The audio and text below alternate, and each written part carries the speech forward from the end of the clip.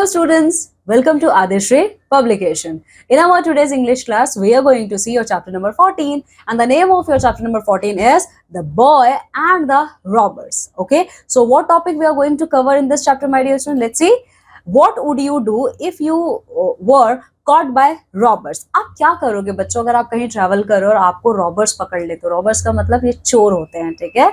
So let's read how a clever boy used his wit to escape danger. इस chapter में बच्चों एक बहुत ही ज्यादा क्लेवर बॉय है जिसका नाम ऑटनस है, ठीक है? तो कुछ ऐसे सर्कमस्टांसेस बनते हैं कि एक बार ट्रैवलिंग के टाइम पे ये रॉबर्स के बीच में फंस जाता है. तो ये कैसे अपनी विट्टीनेस से, मतलब ये कैसे अपनी क्लेवरनेस से ये खुद को प्रोटेक्ट करता है और साथ ही साथ अपने फ्रेंड्स को भी प्रोटेक्ट करता है. ओके, सो यहाँ पे enrich your vocabulary. This is your word meanings which we are going to see in this chapter. Okay, so come with me, let's start the chapter. In Persia, when Cyrus the Great was king, boys were taught to tell the truth. This was one of their first lessons at home and at school. देखिए बच्चों, Persia का क्या मतलब है? Iran हमारा country है Asia का, ये इसका पुराना नाम है पर्शिया, ठीक है? तो जो एंशिएंट टाइम में पर्शिया में बच्चों, पर्शिया के एक राजा थे जिनका नाम था साइरस द ग्रेट, ठीक है? तो जब ये रूल कर रहे थे पर्शिया में, तो इन्होंने एक रूल बनाया था कि सारे बच्चों को सच बोलना सिखाना है, ठीक है? और यही उनका पहला लेसन होगा, चाहे वो घर पे हो चाहे वो स्कूल में जाके पढ़ें, ठीक है? None but a coward will tell a falsehood, said the father of young Otnus. So my dear students, in the kingdom of this Cyrus the Great once lived a boy and the name of that boy was Otnus, ठीक है? तो Otanes के father ने सिखाया राजा के rule को follow करते हुए कि ऑटनस देखो, हमेशा सच बोलना है, कभी भी झूठ नहीं बोलना. कि coward, what is the meaning of coward? Let's see, a person without courage. हमेशा कावर्ड लोग ही झूठ बोलते हैं, मतलब जिनके अंदर सच बोलने की हिम्मत नहीं होती है, ठीक है?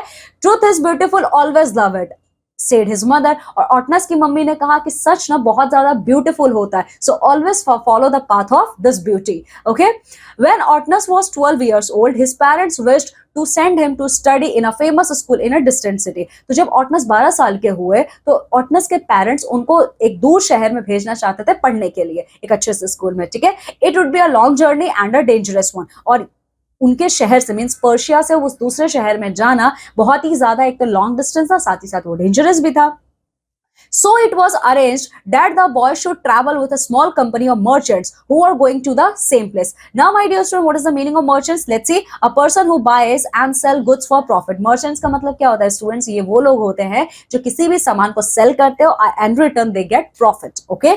So ऑटनस के parents ने ये decide किया कि उतने लंबे traveling में, means उतने लंबे journey पे वो अपने बेटे को अकेले नहीं भेजेंगे, ठीक है? तो एक small group था merchants का, ये लोग भी उसी शहर में जा रहे थे. तो ऑटनस के पेरेंट्स ने ऑटनस को उन्हीं मर्चेंट्स के साथ भेजा. Good bye Otanes, be always brave and truthful, said his father. तो ऑटनस के फादर ने कहा कि गुड बाय ऑटनस, हमेशा ब्रेव बने रहना और साथ ही साथ सच बोलना, ठीक है? तो ऑटनस की मम्मी ने क्या कहा? देखिए, farewell my child, love that which is beautiful, despise that which is base, said his mother. Okay, तो ऑटनस की मम्मी ने कहा कि हमेशा ब्यूटी के ही पाथ को हमेशा फॉलो करना. And now what is the meaning of this path of beauty? Truth, ठीक है? The little company began its long journey. अब ऑटनस ने अपने मम्मी पापा से फेयरवेल लिया और वो उन मर्चेंट्स के साथ उस डिस्टेंट सिटी में जाने के लिए रेडी होता है. Now they started their journey.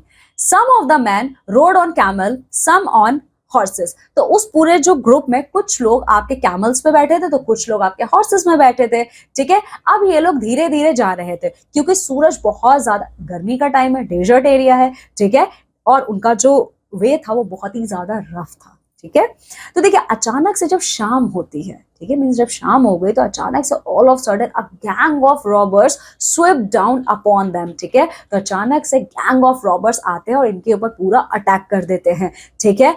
अब जो मर्चेंट्स थे ये तो बिजनेसमैन थे, ठीक है? ये ट्रेडिंग करते थे, ये सामान को सेल करते थे and return they are going to get profit. Okay, तो इन्हें लड़ाई करना आता ही नहीं था. Okay, so they could do nothing but give up all their goods and money. तो अब उनके पास कोई ऑप्शन नहीं था, तो उन्होंने क्या किया? उनके पास जितनी भी चीजें थी उन रॉबर्स को हैंड ओवर कर दिया, ठीक है? तो उनमें से एक रॉबर ने ऑटनस से पूछा कि वेल बॉय, तुम्हारे पास क्या चीज है, जो भी हमें दे दो, ठीक है? तो ऑटनस ने बोला मेरे पास 40 पीसेस ऑफ गोल्ड है, मींस मेरे पास गोल्ड के 40 पीसेस, और वो 40 पीसेस ऑफ गोल्ड का मतलब 40 गोल्ड के कॉइन्स है मेरे पास, ठीक है? तो रॉबर हंसने लगता है, इतना छोटा सा बच्चा, वो 40 पीसेस ऑफ गोल्ड कॉइन, तो वो हंसने लगता है, ठीक है। उसने कभी भी इमेजिन नहीं किया था कि इतने छोटे से बच्चे के पास इतना ज्यादा गोल्ड भी हो सकता है, ठीक है। तो वो कहता है तुम बातें बहुत अच्छी बनाते हो, मीन्स तुम स्टोरी बहुत अच्छा बनाते हो, चलो मुझे ये बताओ तुम इतना सारा गोल्ड लेके जा कहाँ रहे हो, ठीक है। तो ऑटनस ने कहा मैं बाहर जा रहा हूँ पढ़ने के लिए, मेरे पेरेंट्स मुझे पढ़ाना चाहते हैं, ठीक है। और साथ ही साथ ये जो पैसे हैं ये मेरे हैट में है, ठीक है, हैट के अंदर मैंने इन पैसों को रखा है अपने, ठीक है। ओह well you can't make me believe that said the robber, ठीक है। तो रॉबर कहता है ठीक है, वैसे मैं तुम्हारी बात पे बिलीव तो नहीं कर सकता क्योंकि तुम इतने छोटे से हो, तुम्हारे पास इतने सारे gold coins, I can't believe it, ठीक है। And he hurried away to rob one of rich merchant, तो वो ऑटनस को वहीं पे छोड़ देता है और दूसरे रिच मर्चेंट की तरफ वो चला जाता है, ठीक है। इसके बाद जब वो पहला रॉबर ऑटनस को छोड़ के जाता है तो फिर एक दूसरा रॉबर आता है, वो उससे पूछता है कि अच्छा मैंने सुना है कि तुम्हारे पास 40 गोल्ड कॉइन्स है, मुझे ये बताओ कहाँ पे है वो तुम्हारे 40 गोल्ड कॉइन्स, ठीक है। तो ऑटनस कहता है मेरे हेट में है वो 40 पीसेस ऑफ गोल्ड, ठीक है। तो वो मैन जो सेकंड रॉबर था वो कहता है तुम मजाक बहुत बढ़िया करते हो, तुमने पहले वाले के साथ भी मजाक किया और तुम मेरे साथ भी मजाक कर रहे हो, ठीक है।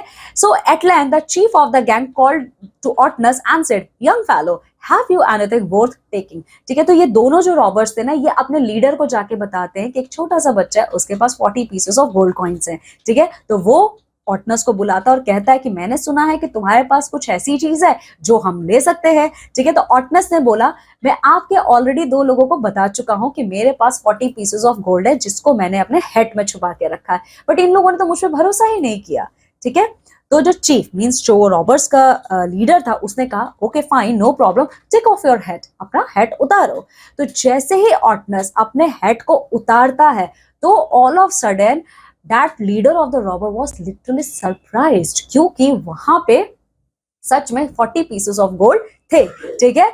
तो वो रॉबर के जो रॉबर्स का लीडर था वो कहता है तुमने हमें ये क्यों बताया कि हम लोगों को कहां से ये पीसेस मिल सकते हैं गोल्ड के, ठीक है, क्यों नहीं तुमने छुपाया, बाकी तो सब लोग छुपाते हैं, तुमने क्यों नहीं छुपाया, ठीक है। तो ऑटनस कहता है अगर मैं आपके पूछे हुए क्वेश्चंस का आंसर देता दूसरा तो वो झूठा होता और मैं झूठ बोलना नहीं जानता, ठीक है, क्योंकि हमेशा कावर्ड लोग ही झूठ बोलते हैं, ठीक है।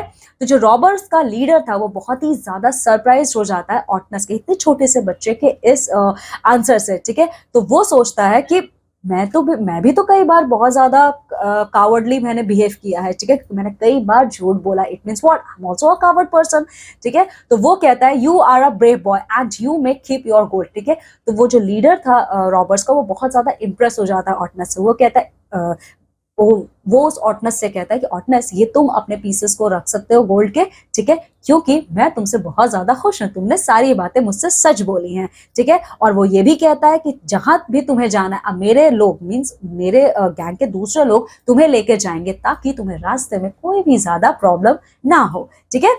Otanes in time became one of the famous person in his country. अब इसी तरीके से बच्चों टाइम बीतता गया और ऑटनस अपनी कंट्री का एक बहुत ही बड़ा आदमी बन जाता है, ठीक है। और वो आगे चल के साइरस के he was the advisor and the friend of 2 of the kings after who succeeded Cyrus, ठीक है। तो साइरस के बाद जो 2 राजा और पर्शिया के थ्रोन पे बैठे थे साइरस उनका बहुत ज्यादा बेस्ट एडवाइजर बना, okay. So this is all about our chapter, now come with my dear student, we are going to see what moral of the story we get, the big idea.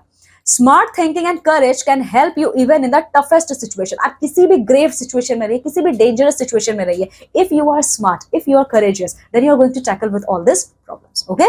So this is all about our chapter, my dear students. Now just go thoroughly through this chapter and complete the question answer section of the chapter. Now I'm taking leave and going to meet with you all in our next class with a new chapter. Till then you all have to take very good care of yourself. Bye.